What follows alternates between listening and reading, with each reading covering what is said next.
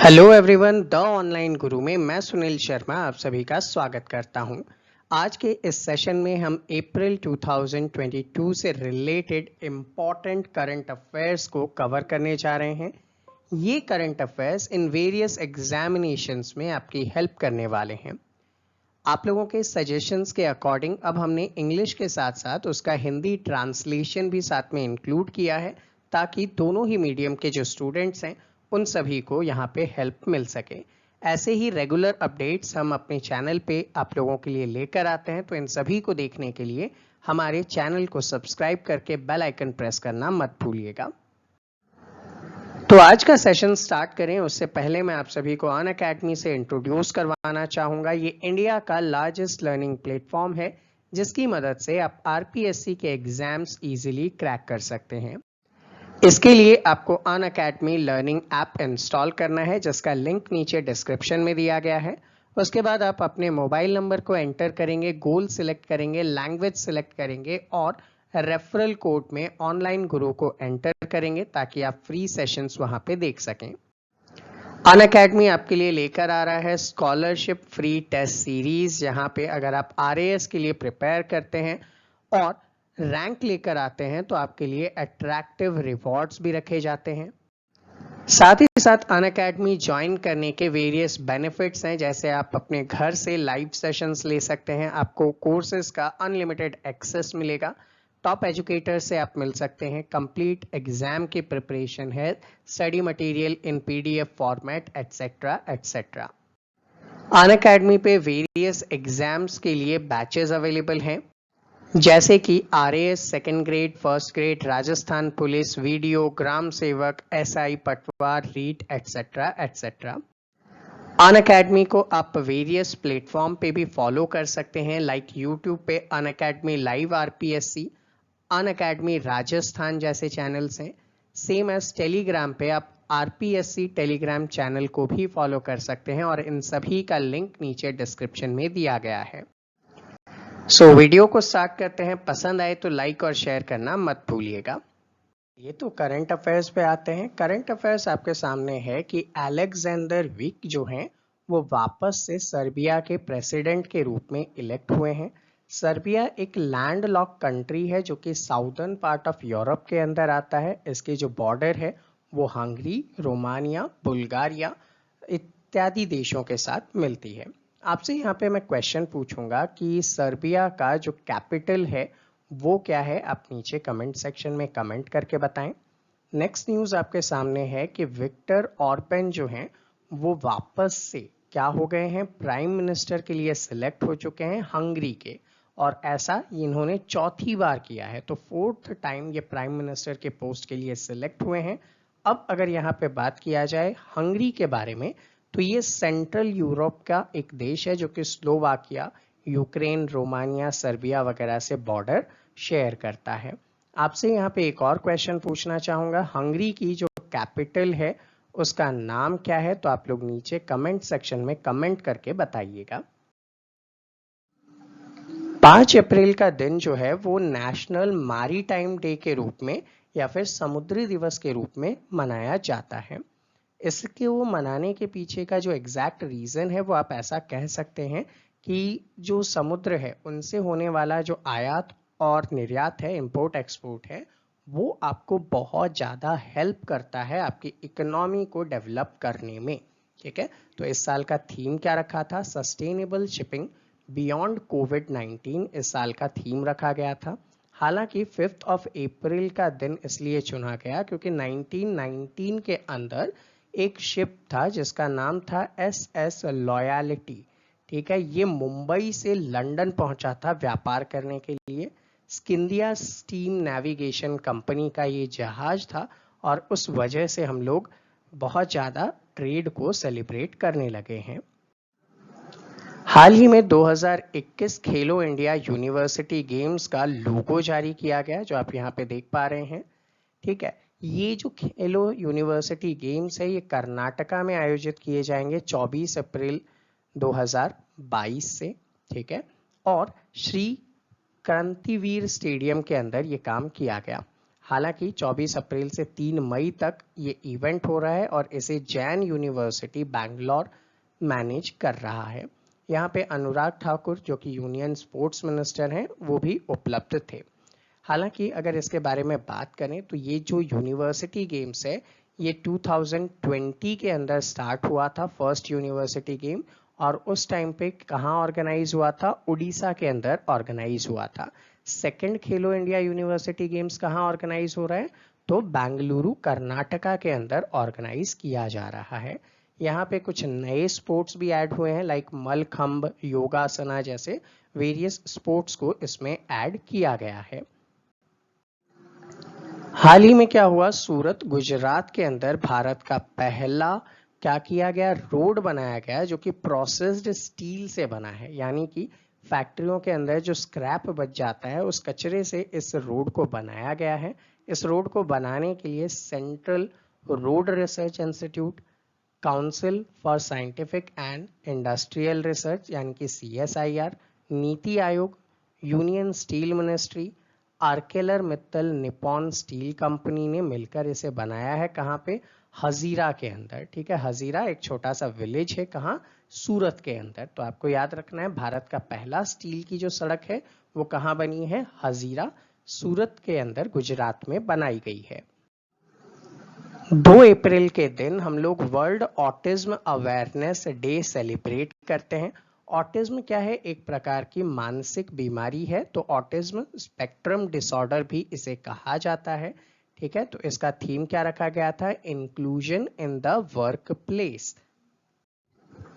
हाल ही में 20th addition का बाइलेटरल नेवल एक्सरसाइज जिसका नाम क्या है? वरुणा, वो ऑर्गेनाइज किया गया। आपको याद रखना है किन किन कंट्रीज के बीच में ऑर्गेनाइज किया गया है। तो इंडिया, फ्रांस के बीच में ऑर्गेनाइज किया गया। कहाँ ऑर्गेनाइज किया? तो अरेबियन सी के अंदर ऑर्गेनाइज किया। 30 मार्च से लेकर 3 अप्रैल के बीच में इसे ऑर्गेनाइज किया गया है। ठीक है, 20वां एडिशन है। क्या नाम है? वरुणा है। किन से रिलेटेड है? नेवी से रिलेटेड है। किन किन कंट्री के बीच में है? तो इंडिया और फ्रांस के बीच में है। कहाँ पे आयोजित हुआ? तो अरेबियन सी के अंदर आयोजित किया गया। That's enough for you. हाल ही में लोकसभा ने पास किया है Delhi municipal corporation amendment bill. इससे क्या हो जाएगा? दिल्ली के जो म्युनिसिपल कॉरपोरेशन है, टोटल कितने? 3 म्युनिसिपल कॉरपोरेशन है, उनको मिलाकर एक सिंगल एंटिटी बना दिया जाएगा, जिससे वो दिल्ली के क्षेत्र के अंदर आराम से सभी चीजों को मैनेज कर सकेंगे। हाल ही में एक न्यूज आई थी कि कोंकण रेलवे कॉरपोरेशन ने अपना इलेक्ट्रिफिकेशन पूर्ण कर लिया है। अराउंड 741 किलोमीटर का जो रास्ता है उसको इन्होंने इलेक्ट्रीफाइड कर दिया है। कहां से कहां तक? तो रोहा महाराष्ट्र से लेकर थोकुर कर्नाटका के बीच का जो रीजन है वो अब इन्होंने इलेक्ट्रीफाइड कर लिया है। हालांकि इसके लिए 150 करोड़ रुपए का खर्च जो है वो आप बचा लोगे। ठीक है, इससे क्या हो जाएगा? डीजल की को हम लोग यूज नहीं करेंगे, और जब आप डीजल के यूज को रोक दोगे तो क्या हो जाएगा? फ्यूल इफिशिएंसी में 150 करोड़ रुपए आप खर्च बचा पाओगे। हालांकि आपको ये भी याद होना चाहिए कि दिसंबर 2023 तक इंडियन रेलवे का टारगेट है कि हमें 100% इलेक्ट्रिफिकेशन करना है ब्रॉड गेज नेटवर्क का। हाल ही में 5वां बिम्स्टेक समिट जो है वो श्रीलंका में आयोजित किया गया था। बिम्स्टेक समिट के टाइम पीरियड पे कुछ मेजर आउटकम क्या थे? इन्होंने अपना चार्टर साइन किया।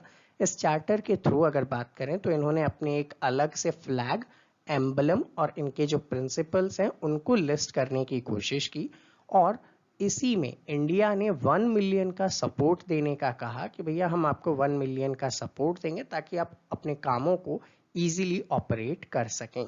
इसका थीम आपके लिए इंपॉर्टेंट है, toward a resilient region, prosperous economy, healthy people. इसका थीम रखा गया था। आपसे मैं यहाँ पे क्वेश्चन पूछूंगा कि बिम्स्टेक का पूरा नाम क्या है। ठीक है, बिम्स्टेक का पूरा नाम क्या है? आप नीचे कमेंट कीजिए। अब इसमें मेंबर कौन कौन से हैं वो नोट डाउन कीजिए। एक तो इंडिया है, ठीक है, एक श्रीलंका है, यहाँ पे एक आ जाता है बांग्लादेश, ठीक है, उसके बाद आ जाता है थाईलैंड, थाईलैंड के बाद आ जाता है म्यांमार, फिर आ जाता है भूटान, भूटान के बाद आ जाता है नेपाल। तो ये सारे क्या हैं, बिम्स्टेक के मेंबर्स हैं। अब आपसे जो मैंने क्वेश्चन पूछा है कि बिम्स्टेक का पूरा नाम क्या है, वो नीचे आप लोग कमेंट सेक्शन में कमेंट करके बताइएगा। आपके सामने इंपॉर्टेंट न्यूज आ रहा है ज्योतिराव फूले से रिलेटेड। ज्योतिराव फूले का जो बर्थ एनिवर्सरी है वो 11th ऑफ अप्रैल के दिन हम लोग सेलिब्रेट करते हैं। इनका जो बर्थ है वो 1827 के टाइम पीरियड पे हुआ था और ये एक इम्पॉर्टेंट समाज सुधारक के रूप में जाने जाते हैं।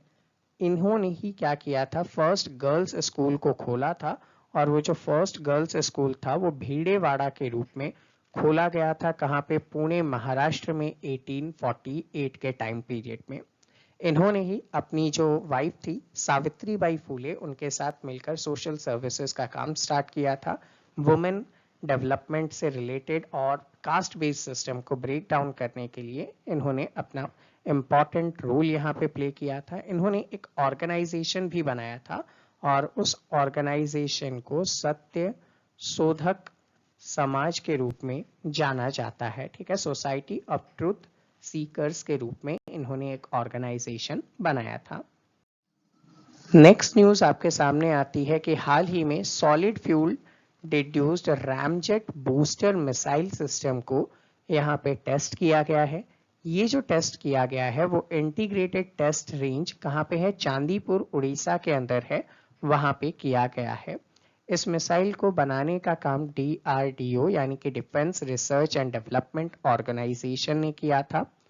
ये जो मिसाइल थी ये 2017 में इसका डेवलपमेंट स्टार्ट किया गया था। उसके बाद 2018 और 2019 में भी इसके प्रीवियस टेस्ट किए गए थे जो सक्सेसफुल रहे थे। यहाँ पे रैमजेट इंजन का मतलब क्या होता है, ये एक उस टाइप के इंजन है जो एयर ब्रीथिंग के लिए अपने बाहर के एनवायरनमेंट से एयर को सक करते हैं। नेक्स्ट न्यूज आपके सामने आ रही है, दीपिका पल्लीकल ने मिक्स डबल के अंदर वुमेन्स डबल चैंपियनशिप भी इन्होंने जीता है। तो एक तो इन्होंने मिक्स डबल जीता है, दूसरा इन्होंने वुमेन्स डबल चैंपियनशिप जीता है। अब इसके लिए इन्होंने टीम किन किन के साथ की थी, तो मिक्स डबल में ये सौरभ घोषाल के साथ थी, जबकि वुमेन्स डबल में ये जोशना चिनप्पा के साथ थी। तो ओवरऑल ये इन्होंने क्या किया है, मेडल यहाँ पे अचीव किया है। और सबसे इंपॉर्टेंट बात ये होती है कि ये इंडिया का स्क्वैश चैंपियनशिप में फर्स्ट टाइम गोल्ड मेडल है। तो इंपॉर्टेंट हो जाएगा, स्क्वैश चैंपियनशिप में पहली बार हमने यहाँ पे गोल्ड मेडल अचीव किया है। और गोल्ड मेडल अचीव करने वाली जो टीम है मिक्स डबल के अंदर, तो दीपिका पल्लीकल एंड सौरभ घोषाल है, जबकि वुमेन्स डबल के अंदर दीपिका पल्लीकल एंड जोशना चिनप्पा जो है वो जानी जाती हैं। तो ये जो स्क्वैश चैंपियनशिप था वो कहाँ पे ऑर्गेनाइज किया गया था, तो ये ग्लासगो के अंदर ऑर्गेनाइज किया गया था। ग्लासगो कहाँ पे है, स्कॉटलैंड के अंदर है। तो स्कॉटलैंड के ग्लासगो में इसे ऑर्गेनाइज किया गया था। नेक्स्ट न्यूज आती है कि प्रेसिडेंट रामनाथ कोविंद जी ने माधवपुर का जो हर साल होने वाला मेला है उसे इनॉग्रेट किया है। ये मेला लगभग 5 डेज के लिए यहाँ पे चलने वाला है और माधवपुर विलेज के अंदर ऑर्गेनाइज किया जाता है। क्यों ये मेला जो है इतना फेमस है, क्योंकि यहाँ पे कहा जाता है कि ये जो मेला है ये लॉर्ड कृष्ण एंड रुक्मणी का जो मैरिज था उसे यहाँ पे सेलिब्रेट करने के लिए मनाया जाता है। रामनवमी के दिन ये मेला यहाँ पे स्टार्ट हो जाता है। ठीक है, तो रामनवमी के दिन ये मेला स्टार्ट होता है, माधेपुर मेला के रूप में जाना जाता है ये। हाल ही में न्यूज आई कि जो फोर्टिफाइड राइस होते हैं, बेसिकली फोर्टिफाइड राइस क्या होते हैं, ऐसी राइस की वैरायटी होती है जिसमें आप आयरन को मिक्स करते हैं, जिससे क्या है कि एनीमिया जो बीमारी है वो खत्म हो सके। तो इसको डिस्ट्रीब्यूट करने की जो जिम्मेदारी है वो टारगेटेड पब्लिक डिस्ट्रीब्यूशन सिस्टम को दिया गया है। टारगेटेड पब्लिक डिस्ट्रीब्यूशन सिस्टम वो सिस्टम है जिसके थ्रू आप लोग रेशन शॉप से क्या करते हैं, अनाज लेते हैं। ये जो प्लान है ये नेशनल फूड सिक्योरिटी एक्ट के थ्रू इम्प्लाई किया जा रहा है। और कब तक इसे होल इंडिया में इम्प्लाई किया जाएगा, तो 2024 तक पूरे भारत में इसे एप्लीकेबल किया जाएगा। इसके लिए सेंटर गवर्नमेंट अराउंड 2700 करोड़ रुपए पर ईयर खर्च करेगी राइस अवेलेबल करवाने के लिए। इसके कुछ फेज होंगे। पहला फेज होगा जो कि स्टार्ट हो जाएगा मार्च 2020 तक 2 तक इसके अंदर किन किन लाभार्थियों को दिया जाएगा, तो ऐसे लाभार्थी जो पीएम पोषण स्कीम के अंदर आते हैं और साथ ही साथ इंटीग्रेटेड चाइल्ड डेवलपमेंट स्कीम जो है आईसीडीएस उसके अंदर आते हैं, उन लोगों को फोर्टिफाइड राइस दिया जाएगा। फेज नंबर 2 होगा जो कि स्टार्ट कर दिया जाएगा मार्च 2023 तक, ठीक है, मार्च 2023 तक स्टार्ट किया जाएगा। और इसमें जितनी भी हाई बर्डन स्टेट्स हैं या डिस्ट्रिक्ट्स हैं जहां पे इस टाइप की बीमारियां हैं उनको सबसे पहले कवर किया जाएगा। तो अराउंड इंडिया में 291 जो डिस्ट्रिक्ट्स हैं उनमें इसे स्टार्ट किया जाएगा। और फेज 3 जो है उसमें क्या किया जाएगा, फेज 2 प्लस जितने भी रिमेनिंग डिस्ट्रिक्ट हैं उन सभी को शामिल कर दिया जाएगा। तो इस प्रकार से आपको राइस जो है वो गवर्नमेंट डिस्ट्रीब्यूट करने वाली है। रशिया ने हाल ही में यूनाइटेड नेशंस के ह्यूमन राइट काउंसिल से क्या कर दिया है, रशिया को बाहर कर दिया गया है।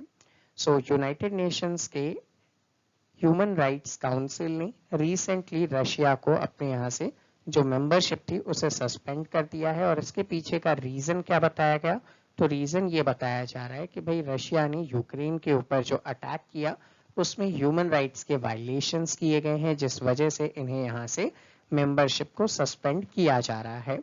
अब मैं आपसे यहाँ पे क्वेश्चन पूछता हूँ कि United nation human rights council यानी कि UNHRC का हेडक्वार्टर कहाँ पे है, वो आप लोग नीचे कमेंट सेक्शन में कमेंट करके बताइएगा। नेक्स्ट इंपॉर्टेंट रिपोर्ट आपके सामने आती है QS यानी कि क्वैकरली सिगमंड्स नाम का जो एक ऑर्गेनाइजेशन है, उन्होंने world university ranking 2022 by subject को इशू किया है। तो इसमें अलग अलग सब्जेक्ट्स के अकॉर्डिंग विश्व में जो टॉप यूनिवर्सिटीज हैं उनकी लिस्ट आपके सामने रखी गई है। अब इनमें अगर हम लोग बात करें तो सिर्फ इंडिया स्पेसिफिक देख लेते हैं। इंडिया स्पेसिफिक अगर देखा जाए तो Indian institute of technology IIT Bombay जो है वो इस लिस्ट को टॉप करता है, ठीक है, ये इंपॉर्टेंट हो जाएगा। फिर जो IIT दिल्ली है ये 4 एकेडमिक प्रोग्राम्स में टॉप 100 के अंदर आती हैं, तो ये दोनों ही नाम आपके लिए इंपॉर्टेंट हैं। इसके बाद कुछ अदर कैटेगरीज में अगर देखेंगे तो आर्ट्स और ह्यूमैनिटीज के अंदर JNU और दिल्ली यूनिवर्सिटी इसके अंदर आते हैं, ठीक है, जिनकी रैंकिंग 150 में से 101 तो JNU की और 151 किसकी, दिल्ली यूनिवर्सिटी की है। सेकेंड थिंग, लाइफ साइंस की कैटेगरी में all India institute of medical science यानी कि एम्स यहाँ पे आता है, ये 204th रैंकिंग यहाँ पे रखता है और दिल्ली यूनिवर्सिटी फिर 330th रैंक रखती है। फिर बाद में मणिपाल एकेडमी भी आ जाता है। इंजीनियरिंग में IIT Delhi, IIT Bombay top 100 के अंदर है। नेचुरल साइंस के अंदर IISc बेंगलुरु यहाँ पे टॉप में है, देन IIT बॉम्बे और दिल्ली का यहाँ पे नंबर आता है और भी इंडियन इंस्टीट्यूट्स की रैंकिंग यहाँ पे दी गई है। तो आपको सिर्फ टॉप 1 याद करना है, दैट्स ऑल। हाल ही में अप्रूवल दे दिया गया है इंडिया में 5 नए साइट्स को जहां पे न्यूक्लियर पावर प्लांट एस्टैब्लिश किए जाएंगे। न्यूक्लियर पावर प्लांट ऐसे पावर प्लांट होते हैं जहां पे न्यूक्लियर फ्यूल यानी कि रेडियम, थोरियम, यूरेनियम वगैरह से इलेक्ट्रिसिटी प्रोड्यूस की जाती है। सो 2031 तक हमारी कंट्री का जो न्यूक्लियर कैपेबिलिटी है वो 22,480 मेगावाट का यहाँ पे हो जाएगा। एट प्रेजेंट बात करें तो इंडिया में 22 न्यूक्लियर रिएक्टर जो हैं वो ऑपरेशनल्स हैं और ये जो न्यूक्लियर रिएक्टर हैं अराउंड 6,780 मेगावाट का जो है इलेक्ट्रिसिटी को प्रोड्यूस करने की कैपेबिलिटी रखते हैं। अब इनके लिए जो आप नए न्यूक्लियर पावर प्लांट बना रहे हो इनके लिए न्यूक्लियर फ्यूल कहाँ से आएगा, तो इसके लिए हमने Kazakhstan, Russia, Canada and Uzbekistan से इंपोर्ट करेंगे यूरेनियम को। आपसे यहाँ पे क्वेश्चन पूछूंगा, इंडिया का पहला न्यूक्लियर पावर प्लांट किस जगह पे स्टैब्लिश किया गया था, नीचे कमेंट सेक्शन में कमेंट कीजिए। 7 अप्रैल के दिन को हम लोग वर्ल्ड हेल्थ डे के रूप में सेलिब्रेट करते हैं और इस बार का जो थीम था वो आर प्लैनेट आर हेल्थ के रूप में रखा गया था। इसके पीछे का मेन मोटिव क्या है, तो पहले तो देखो 22 जुलाई 1949 के दिन पे वर्ल्ड हेल्थ डे को मनाया गया था, लेकिन बाद में क्या किया गया, 7 अप्रैल 1948 को वर्ल्ड हेल्थ ऑर्गेनाइजेशन यानी कि WHO को स्टैब्लिश किया गया और WHO के स्टैब्लिशमेंट के बाद इसकी डेट बदल के क्या कर दी गई, 7 अप्रैल कर दी गई। आपसे यहाँ पे क्वेश्चन पूछूंगा, वर्ल्ड हेल्थ ऑर्गेनाइजेशन का जो हेडक्वार्टर है वो कहाँ पे है, नीचे कमेंट सेक्शन में कमेंट करके बताइए। हाल ही में 1 lakh Ayushman Bharat health and wellness centre telecommunication facilities जो है वो स्टार्ट की गई है 16 अप्रैल 2022 को। और इसका बेसिक एम यही है कि कंट्री में जो रिमोट एरियाज हैं, जो विलेजेस हैं जहां पे डॉक्टर की फैसिलिटी इजीली अवेलेबल नहीं है, उनको मेडिकल एडवाइस आसानी से उपलब्ध करवाया जा सके। ऐसा ही एक इनिशिएटिव आपने ई संजीवनी के रूप में देखा था और ये जो स्कीम था गवर्नमेंट ने कोविड के टाइम पीरियड में स्टार्ट किया था। ठीक है, और ओपीडी सेवाएं आपको यहाँ पे 2000 नवंबर में 19 के टाइम पीरियड से देना स्टार्ट किया गया था। इसका जो पूरा का पूरा वर्क है वो कौन संभालता है, तो ministry of health and family welfare. ठीक है, ministry of health and family welfare की तरफ से इसकी सारी जिम्मेदारी उठाई जाती है। India has been elected to the UN economic and social council. तो UNESC के अंदर इंडिया इलेक्ट हुआ है रिसेंटली। इसके लिए जो एम्बेसडर पर्सन है इंडिया से वो कौन है, प्रीति सारन है। अब यहाँ पे ये जो ऑर्गेनाइजेशन है ये 4 बॉडीज के रूप में मिलकर काम करता है। एक है committee on economic social culture right, एक है कमीशन फॉर सोशल डेवलपमेंट, एक है committee on non government organisation और एक है commission on science and technology department. हाल ही में तमिलनाडु ने सेलिब्रेट किया है डॉक्टर भीमराव रामजी अंबेडकर के बर्थडे को एज अ इक्वालिटी डे। ठीक है, और ये अब आगे के सभी वर्षों में तमिलनाडु गवर्नमेंट इक्वालिटी डे के रूप में सेलिब्रेट करने जा रही है। एंड अंबेडकर के जो कुछ फेमस वर्क थे, उनकी बुक्स वगैरह थी, उनको भी तमिल लैंग्वेज के अंदर इन्होंने क्या किया है, कन्वर्ट किया है। इसी के साथ साथ क्या किया, अंबेडकर जी की लाइफ साइज की जो ब्रॉन्ज की स्टैचू है उसका अनावरण किया गया है। और कहाँ किया गया है, तो मणि मंडपम में इसको इनॉग्रेट किया है। मणि मंडपम कहाँ पे है, चेन्नई के अंदर है, ये आपको याद रखना है। अब मैं आपसे आज का सवाल पूछता हूँ, आपके लिए वेरी इंपॉर्टेंट है। अंबेडकर जी का जो बर्थ एनिवर्सरी है वो किस दिन आता है, तो डेट को आप लोग नीचे कमेंट सेक्शन में कमेंट करके बताइएगा। हाल ही में इंडिया के vice president M Venkaiah Naidu ji ने क्या किया, international Gandhi award for leprosy 2021 दिया है। किन्हें दिया, तो सहयोग कुष्ठा यज्ञ ट्रस्ट, कहाँ का है, गुजरात को दिया है। और डॉक्टर भूषण कुमार जो कहाँ के हैं, चंडीगढ़ के हैं, उनको दिल्ली के अंदर सम्मानित किया गया है। अब बात आती है कि ये जो डिजीज है ये कैसे जाना जाता है, तो देखिए लेप्रोसी नाम का जो डिजीज है इसे हेंसेंस डिजीज भी कहा जाता है। ठीक है, इसे क्या कहते हैं, हेंसेंस डिजीज भी कहा जाता है। और ये आपके बॉडी में एक बैक्टीरिया की वजह से होता है, जिस बैक्टीरिया को कहते हैं माइकोबैक्टीरियम लेप्री। ठीक है, माइकोबैक्टीरियम लेप्री की वजह से होता है। और इससे आपकी बॉडी में जो स्किन है, जो आपका रेस्पिरेटरी सिस्टम है, जो आपकी आईज है और आपके जो नर्व सेल्स हैं वो अफेक्टेड हो जाते हैं। अगर अर्ली टाइम पे आप इसे डिटेक्ट कर लेते हैं तो बिल्कुल आप इस बीमारी से निजात पा सकते हैं। और बाद में अगर आप डिटेक्ट कर पाते हैं तो इसके इफेक्ट को कम करने के लिए मेडिसिन दिए जाते हैं।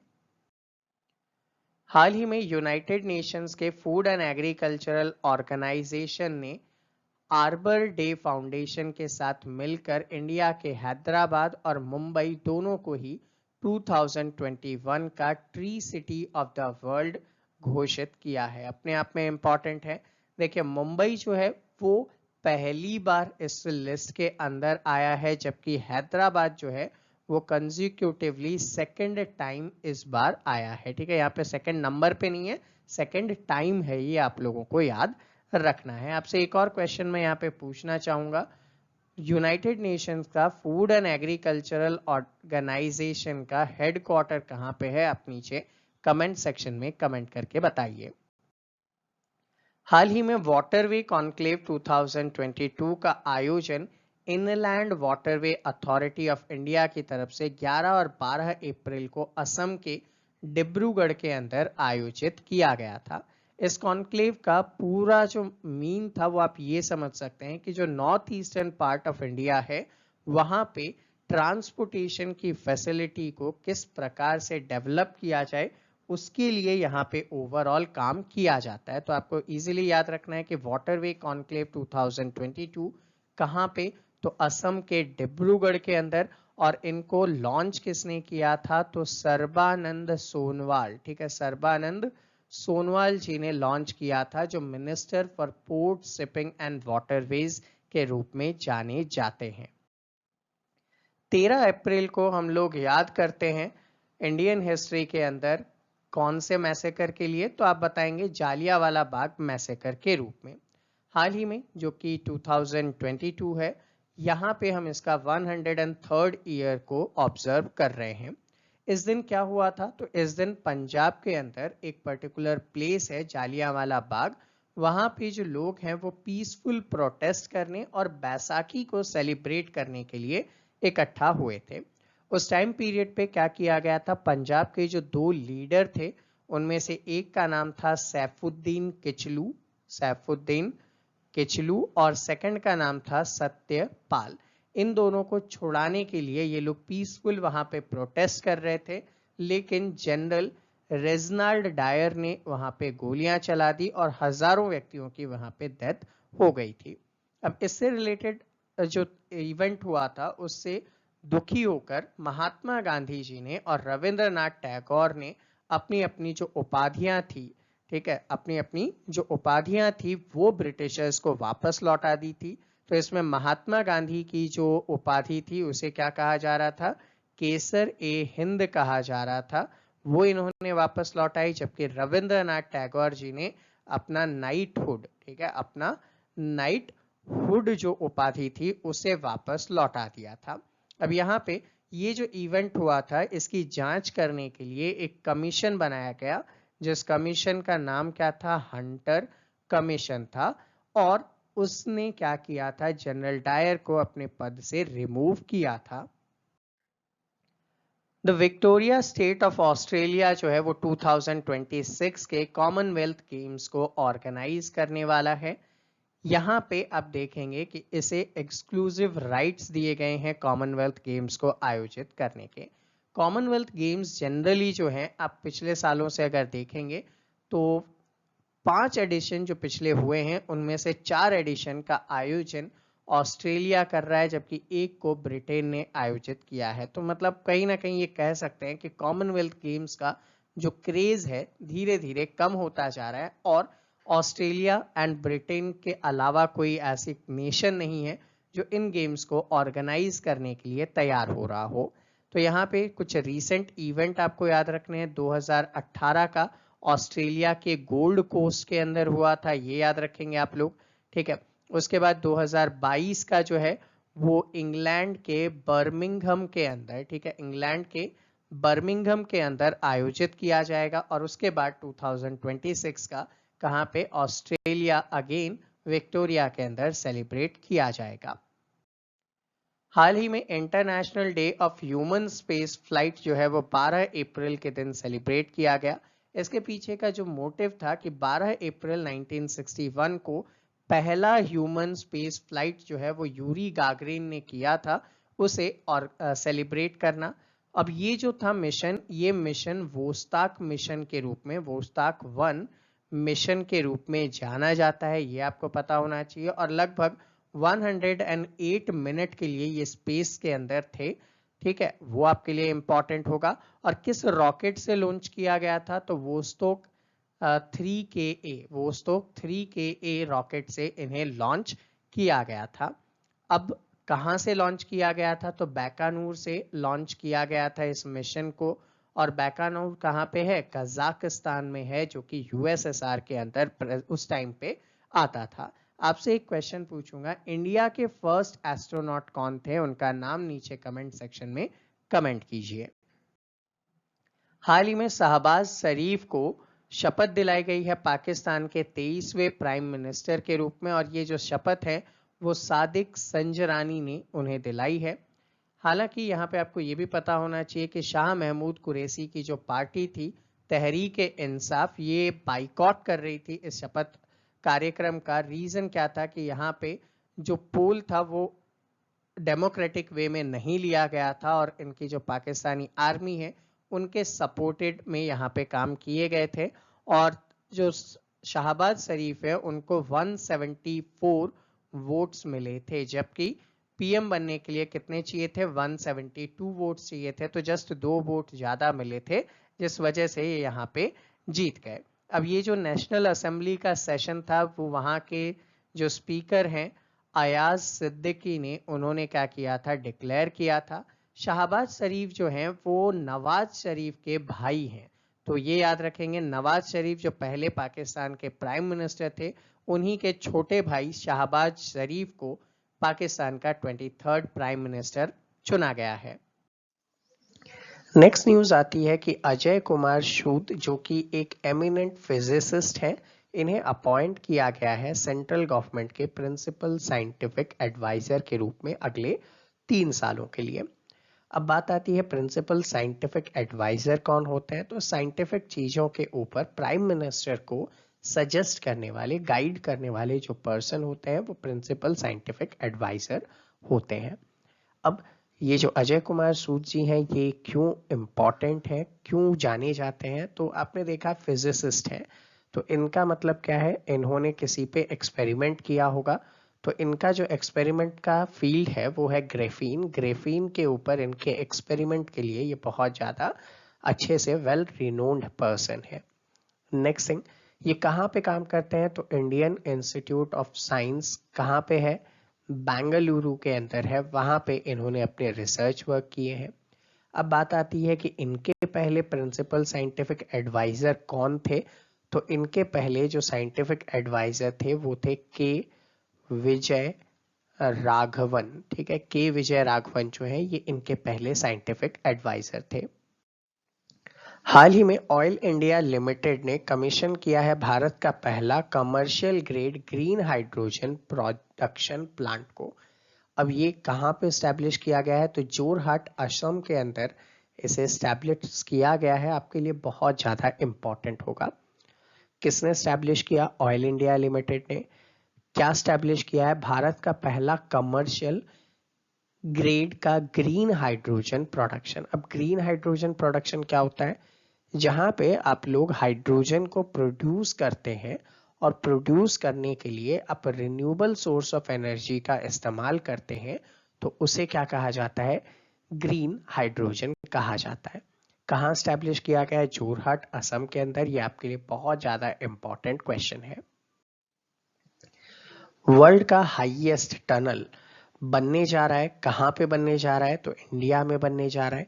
इंडिया में किस जगह पे बनेगा? तो भैया ये बनेगा सिनकुला पास के ऊपर। पास क्या होता है? 2 माउंटेन्स को कनेक्ट करने वाला रीजन। तो सिनकुला पास में इसे बनाया जाएगा। कौन बनाएगा? बॉर्डर रोड ऑर्गेनाइजेशन यानी कि BRO बनाएगा। अराउंड 16,580 फीट की हाइट पे इसे बनाया जाएगा। ये जो टनल है वो हिमाचल प्रदेश को लद्दाख से कनेक्ट करेगा। इसके लिए लद्दाख का जो जास्कर वैली है उससे होते हुए ये टनल गुजरेगा। ये आपको याद रखना है। इसको डेवलप करने के लिए एक प्रोजेक्ट चलाया गया था और उस प्रोजेक्ट का नाम था योजक। योजक का मतलब होता है टू कनेक्ट। तो किस किस को कनेक्ट करेंगे? हिमाचल को और लद्दाख को। कब तक ये प्रोजेक्ट कंप्लीट हो जाएगा? तो 2025 में ये प्रोजेक्ट कंप्लीट हो जाएगा। हाल ही में 2022 का इनविक्टस गेम्स जो है वो हेग नीदरलैंड के अंदर शुरू किए गए हैं। ये गेम 16 से लेकर 22 अप्रैल तक प्ले किए जाएंगे। ये गेम्स इंपॉर्टेंट क्यों है? ये भी पैरालंपिक्स के टाइप का एक गेम्स है, लेकिन इसमें केवल वो ही लोग पार्टिसिपेट कर सकते हैं जो मिलिट्री वगैरह में थे और उनमें किसी कारणवश ये क्या हो गए थे? डिसेबल्ड हो गए थे। तो ये केवल और केवल मिलिट्री वगैरह के अंदर जो काम करने वाले पर्सनल्स थे और डिसेबल हो चुके थे, उनका एक पैरालंपिक टाइप का गेम्स है। इसका जो नाम पड़ा है विलियम अर्नेस्ट की एक पोएम है इनविक्टस, उसके ऊपर बेस्ड रखा गया है। स्टार्टिंग कब हुई थी? तो फर्स्ट टाइम ये हुआ था 2014 के अंदर, और किस जगह में हुआ था? लंदन के अंदर हुआ था। अब जो है वो 2022 का कहाँ हो रहा है? हेग के अंदर हो रहा है। 2023 का कहाँ पे होगा? तो ये आपको याद रखना है, डूसेल डॉर्फ के अंदर होगा। और डूसेल डॉर्फ कहाँ पे है? जर्मनी के अंदर है। हाल ही में हमने 18 अप्रैल के दिन को वर्ल्ड हेरिटेज डे या फिर international day for monument and site के रूप में सेलिब्रेट किया है। इस दिन का मेजर ऑब्जेक्टिव क्या है? जो प्रिजर्व की हुई साइट्स है उनके बारे में लोगों को अवेयर करना। इस साल का जो थीम था वो हेरिटेज एंड क्लाइमेट के रूप में रखा गया था। इंडिया में अगर बात करें तो एट प्रेजेंट 3691 जो साइट्स है, जो मॉन्यूमेंट है, वो यहाँ पे हेरिटेज के रूप में जाने जाते हैं। इनमें से भी जो 40 साइट्स हैं उनको क्या किया गया है? यूनेस्को की तरफ से वर्ल्ड हेरिटेज साइट, ठीक है, वर्ल्ड हेरिटेज साइट के रूप में दर्जा दिया गया है। जैसे कि अजंता के केव्स, ताजमहल, एल्लोरा के caves, Kaziranga national park, etcetera etcetera. आपसे यहाँ पे क्वेश्चन पूछूंगा, यूनेस्को का जो फुल फॉर्म है आप नीचे कमेंट सेक्शन में कमेंट करके बताइएगा। 1 मई 2022 के दिन लेफ्टिनेंट जनरल मनोज पांडे जो है वो जनरल मनोज मुकुंद नरावणे की प्लेस पे आ जाएंगे, और ऐसा करने से ये इंडिया के 29th chief of Indian army बन जाएंगे। ये आपको याद रखना है। जनरल मनोज पांडे जो है वो पहले इंजीनियर भी हैं जो चीफ ऑफ आर्मी स्टाफ बनने वाले हैं। तो ये आपके लिए बहुत ज्यादा इंपॉर्टेंट है। पहली चीज तो क्या कि भारत के 29वें चीफ ऑफ आर्मी स्टाफ कौन बनेंगे? तो मनोज पांडे बनने वाले। किनकी जगह पे बनेंगे? मनोज मुकुंद नरावणे की जगह पे बनने वाले। बहुत ज्यादा इंपॉर्टेंट न्यूज आप सभी के सामने आ रही है कि इंडिया ने एक मेजर लैंडमार्क हासिल किया है। ये जो लैंडमार्क है ये एयरपोर्ट अथॉरिटी ऑफ इंडिया ने सक्सेसफुली किया है। और कैसे किया है? तो हमने भारत का खुद का बनाया हुआ स्वदेशी satellite based augmentation system technology, जिसका नाम क्या है? गगन रखा गया है, उसे सक्सेसफुली टेस्ट किया है। अब ये गगन टेक्नोलॉजी क्या है? तो इसको ऐसे समझिए कि जो पर्टिकुलर एरोप्लेन्स उड़ते हैं वो पहले रेडियो फ्रीक्वेंसी के ऊपर बेस्ड होते थे, नीचे से उन्हें नेविगेट किया जाता था।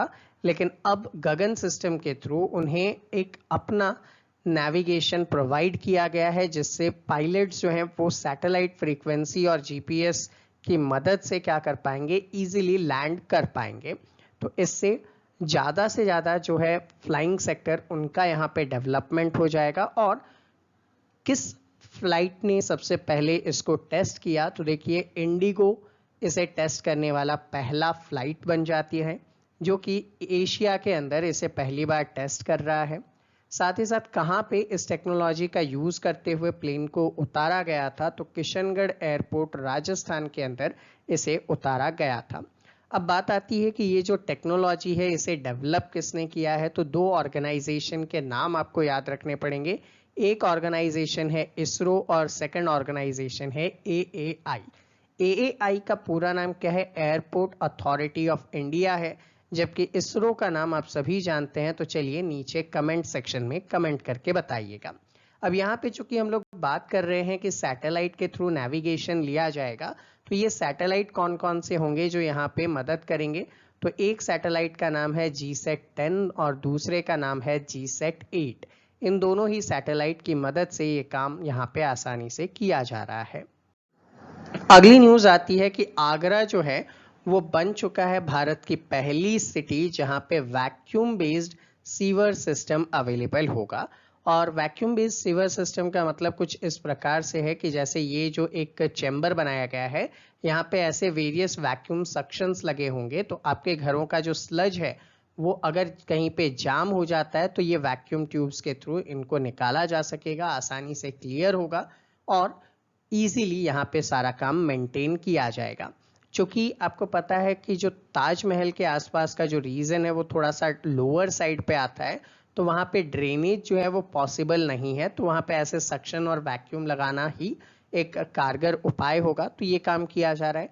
अब इस काम को मेंटेन करने के लिए हम लोगों ने अगले 5 इयर्स तक एक ऑर्गेनाइजेशन से क्या किया है, टाई अप किया है, और वो ऑर्गेनाइजेशन नीदरलैंड की है। तो नीदरलैंड के साथ भारत का टाई अप है ताकि हम लोग इस काम को आसानी से कर सकें। नेक्स्ट न्यूज आप सभी के सामने आई, कोविड-19 से रिलेटेड एक ऑर्गेनाइजेशन है बायोलॉजिकल ई। इस बायोलॉजिकल ई जो कि हैदराबाद की एक कंपनी है, इन्होंने एक वैक्सीन बनाई जिसका नाम क्या है, कोर्बीवैक्स। इस वैक्सीन को 5 से 11 सालों के बच्चों के लिए अप्रूवल दे दिया गया है। तो 5 से 11 सालों के जो बच्चे हैं उनको कौन सी वैक्सीन लगाई जाएगी, तो आपका आंसर क्या हो जाएगा, कोर्बीवैक्स नाम की वैक्सीन हो जाएगी। जबकि यहाँ पे मैं आपसे कुछ और क्वेश्चन पूछूंगा कि जैसे कि वेरियस वैक्सीन्स थी, लाइक कोवैक्सीन थी, ठीक है, आपने कोवैक्सीन लगवाया होगा, आपने अदर वैक्सीन्स लगाई होंगी, स्पुतनिक लगवाई होंगी, तो ये सारे जो कोविड-19 से रिलेटेड वैक्सीन्स हैं, इनके नाम और इनको बनाने वाले ऑर्गेनाइजेशंस के नाम आप नीचे कमेंट सेक्शन में कमेंट कीजिए। अगली न्यूज आती है कि नेशनल पंचायती राज दिवस हम लोगों ने 24 अप्रैल के दिन सेलिब्रेट किया।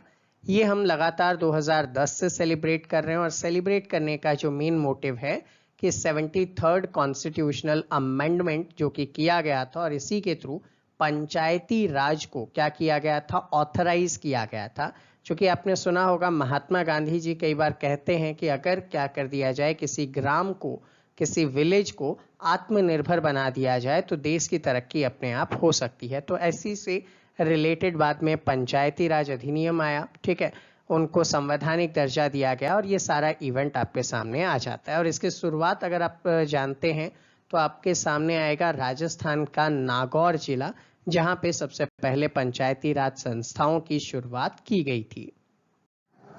हाल ही में सेंट्रल गवर्नमेंट ने अपॉइंट किया है इकोनॉमिस्ट सुमन बेरी को वाइस चेयरमैन के रूप में नीति आयोग के। क्योंकि आप सभी जानते हैं राजीव कुमार जो हैं, इन्होंने क्या किया, इन्होंने अपना रेजिग्नेशन दिया था इस पद से। उसके बाद नए चेयरमैन की कवायद शुरू हुई, और नए चेयरमैन के रूप में यहाँ पे सुमन बेरी को चेयरमैन अपॉइंट किया गया है। सुमन बेरी जो है वो 1 मई 2022 से इस पदभार को ग्रहण करेंगे। ये बहुत ही इंपॉर्टेंट पर्सन्स हैं। पहले ये NCAER के लिए काम कर चुके हैं, national council of applied economic research में डायरेक्टर जनरल के पद पे। इसी के साथ साथ इंडियन स्टैटिस्टिकल कमीशन में इन्होंने काम किया। प्राइम मिनिस्टर के इकोनॉमिक एडवाइजरी काउंसिल में इन्होंने काम किया। रिजर्व बैंक ऑफ इंडिया के टेक्निकल एडवाइजरी कमेटी के रूप में भी इन्होंने काम किया। वर्ल्ड बैंक में भी इन्होंने अपनी सेवाएं दी हैं। तो समझ सकते हैं कितने इंपॉर्टेंट पर्सन्स रहे हैं ये। तो नीति आयोग के क्या बना दिए गए हैं, ये वाइस चेयरमैन बना दिए गए हैं। किनकी जगह बनाए गए, राजीव कुमार की जगह बनाए गए। बहुत ज्यादा इंपॉर्टेंट, याद रखिएगा आप। नेक्स्ट न्यूज आती है, प्राइम मिनिस्टर नरेंद्र मोदी जी ने इनॉग्रेट किया है एक रेडियो स्टेशन, और रेडियो स्टेशन का नाम क्या रखा गया है, इसका नाम रखा गया है दूधवाणी। अब दूधवाणी जो है वो एनिमल हस्बेंड्री से रिलेटेड काम करेगा। इसका मतलब है कि जो पशुपालक हैं उन लोगों को यहाँ से नए नए जो तरीके हैं उनके बारे में अवगत करवाया जाएगा इस रेडियो स्टेशन के थ्रू। ये जो है ये कहाँ पे इस्टेब्लिश किया गया है, तो बनासकांठा, ठीक है, बनासकांठा नाम की जो डिस्ट्रिक्ट है वहां पे इसे इस्टेब्लिश किया गया है। और कहां पे, बनासकांठा में बनास डेयरी के अंदर इसे इस्टेब्लिश किया गया है, ठीक है। तो लगभग 5 लाख डेयरी प्रोड्यूसर्स जो हैं उनको इससे क्या मिलेगी, सहायता मिलने वाली है।